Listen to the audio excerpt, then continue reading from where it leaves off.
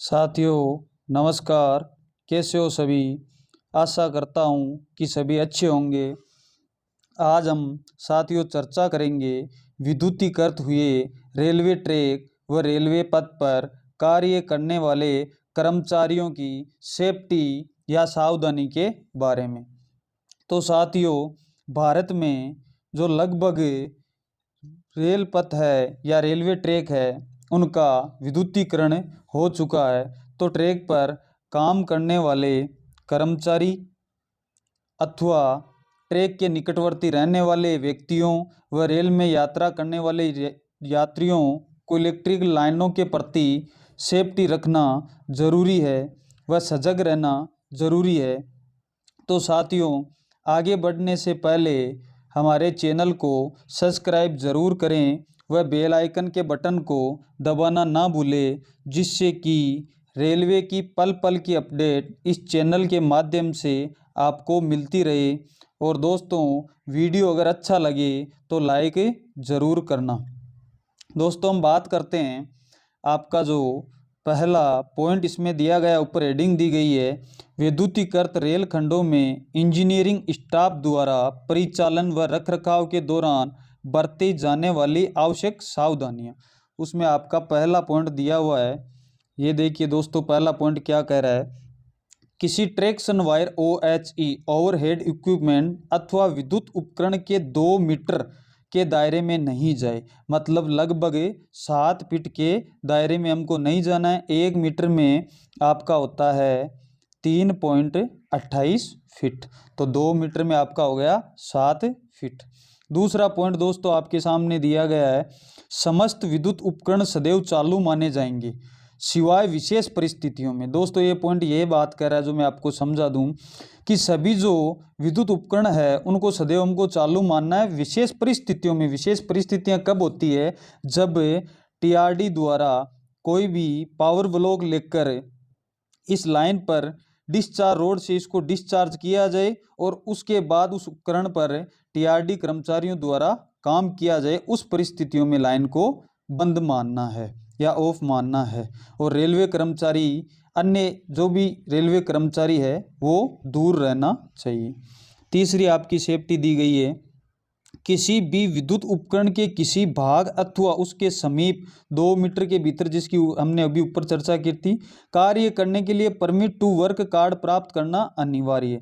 दोस्तों, काम करने से पहले आपको अपने PWI व IOW इंचार्ज से यह सुनिश्चित कर लेना है कि अभी जो OHE है उसमें करंट तो नहीं दौड़ रहा है।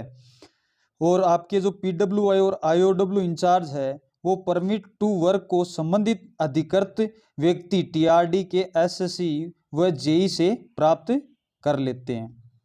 हम आगे चर्चा करते हैं 4 नंबर पॉइंट की।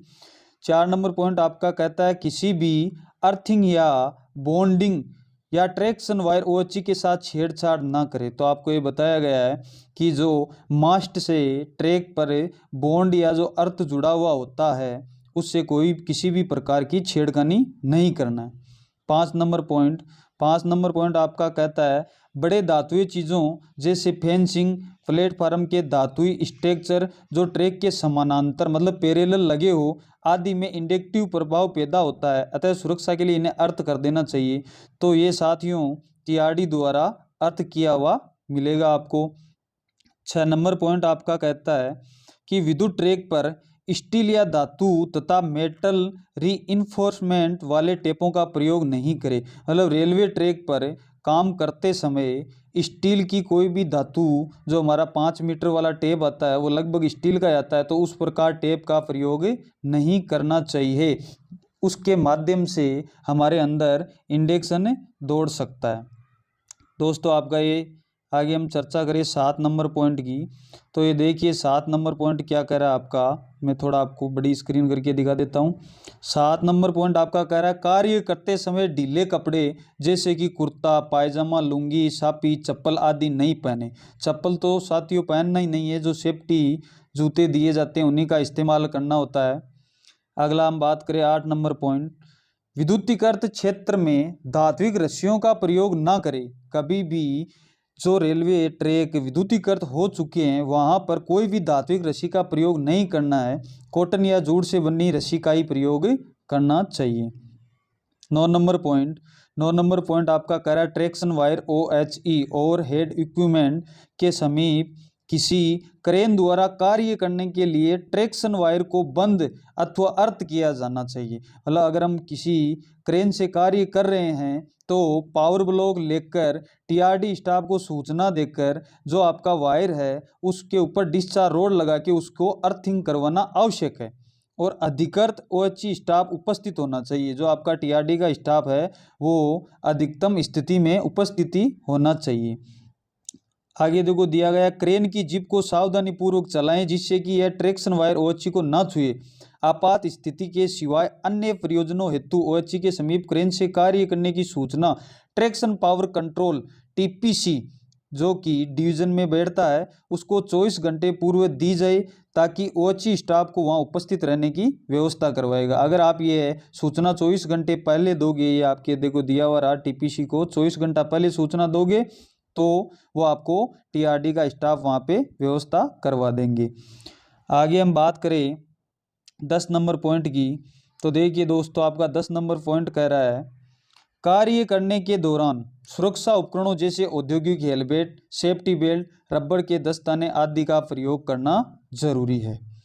11 नंबर पॉइंट की हम बात करें विद्युतीकृत रेलवे यार्ड में OHE से 8 मीटर की दूरी पर, मतलब जो भी आपका विद्युतीकृत रेलवे ट्रैक है अगर कोई यार्ड है तो उसके समीप समानांतर अगर कोई ओवरहेड लाइन स्टेट गवर्नमेंट की जो लाइन है अगर वो समानांतर चलती है तो उसको दोनों जगह से अर्थ किया जाना चाहिए। अगर उस ओवरहेड लाइन पे कोई कार्य कर रहा है तो उसको अर्थ किया जाना चाहिए, और दो अर्थों के बीच 1 किलोमीटर से ज़्यादा दूरी नहीं होनी चाहिए।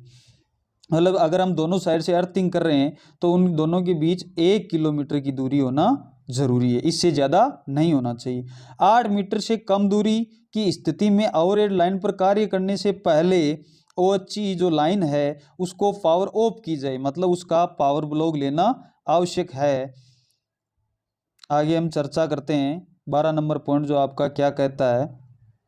तो देखिए दोस्तों 12 नंबर पॉइंट आपका कहता है विद्युतीकृत रेल लाइन पर कार्य करने से पहले रबर के दस्ताने अवश्य पहने। अगर कोई भी कर्मचारी चाहे वह इंजीनियरिंग विभाग का हो या किसी IOW से संबंध हो या किसी भी संबंधित स्टाफ हो वो रेलवे लाइन पर कार्य करते समय रबर के दस्ताने अवश्य पहनना चाहिए। अब हम देखते हैं हमारे 13 नंबर पॉइंट। 13 नंबर पॉइंट आपका कहता है जब कभी फिश प्लेट या पटरी को हटाना हो तो रेल जंपर कनेक्शन उपलब्ध कराएं।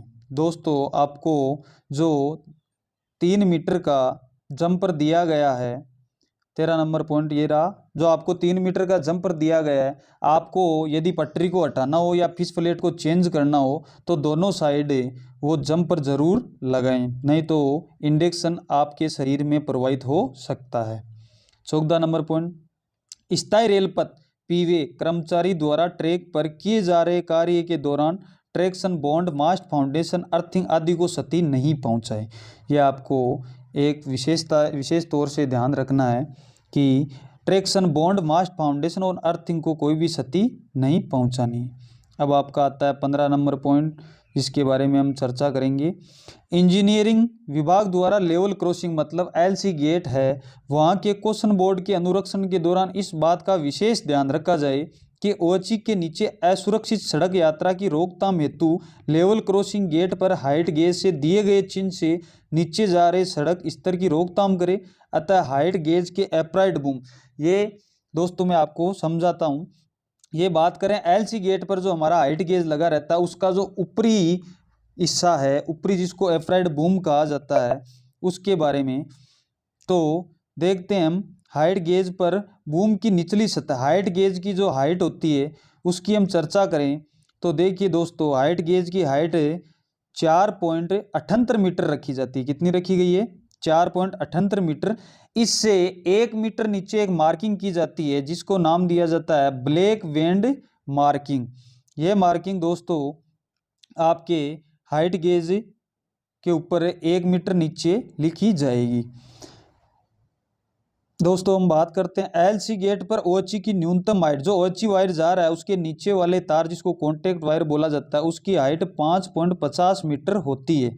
इस प्रकार पैदल ऊपरी पुल जो FOB होता है, फुट ओवर ब्रिज, सड़क ऊपरी पुल जो ROB होता है, रोड ओवर ब्रिज पर उपलब्ध स्क्रीन का अनुरक्षण भी इंजीनियरिंग स्टाफ द्वारा किया जाएगा।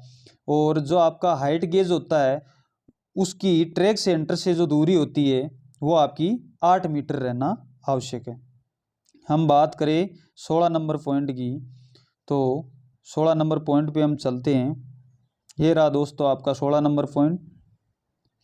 यह सुनिश्चित किया जाए कि पैदल ऊपरी पुल मतलब FOB सड़क अन्य ऊंची संरचनाओं के निचले रेल लेवल, ये बात कर रहे हैं रेल लेवल की, कि रेल लेवल से जो FOB है उसकी हाइट होनी चाहिए 6250 mm मतलब 6.250 मीटर, ये रही। और ROB की हाइट होती है वो रखना चाहिए 5.870 मीटर। ये दोस्तों मान आपको mm में दिया गया है। और दोस्तों SOD के अनुसार ट्रैक सेंटर मतलब ये बात कर रहे हैं कि अगर कोई नया FOB या ROB का निर्माण होता है तो उसका जो भी फाउंडेशन होता है उसकी ट्रैक वाली सतह से ट्रैक सेंटर के बीच की दूरी 1600 mm रहनी चाहिए, जिसको SOD बोला जाता है, शेड्यूल ऑफ डायमेंशन। दोस्तों हम बात करें OHE मतलब FOB और ROB पर OHE कॉन्टैक्ट वायर की मिनिमम जो हाइट होती है वो होती है 4.69 मीटर या 4.69 मीटर। दोस्तों ये इतनी हाइट होती है। तो FOB और ROB का जो आपका बॉटम सरफेस है OHE लाइव पार्ट के मध्य इलेक्ट्रिकल क्लियरेंस आपका 25 सेंटीमीटर का होना जरूरी है। मतलब जो आपका OHE है उसके बीच और FOB और ROB की जो आपका बॉटम है वहाँ से 25 सेंटीमीटर का क्लियरेंस होना जरूरी है। आगे हम चर्चा करेंगे 17 नंबर पॉइंट की, जो आपको दिया गया है। जब स्टेशन की छत, सिग्नल, गेंट्रीज या अन्य ऊंची संरचनाओं पर कोई कार्य किया जा रहा हो तो किसी भी तरह का नाप का फीता, मतलब ये बात कर रहे हैं कि स्टील का फीता आपको काम में नहीं लेना है। औजार तथा धातु से बनी हुई वस्तुओं जैसे रंग के खाली डिब्बे, तेल का डिब्बा या धातु की कोई छड़ उसका प्रयोग नहीं किया जाए, क्योंकि इनका ट्रैक्शन वायर OHE के वायर पर गिरने का खतरा होता है। आगे हम बात करेंगे 18 नंबर पॉइंट की।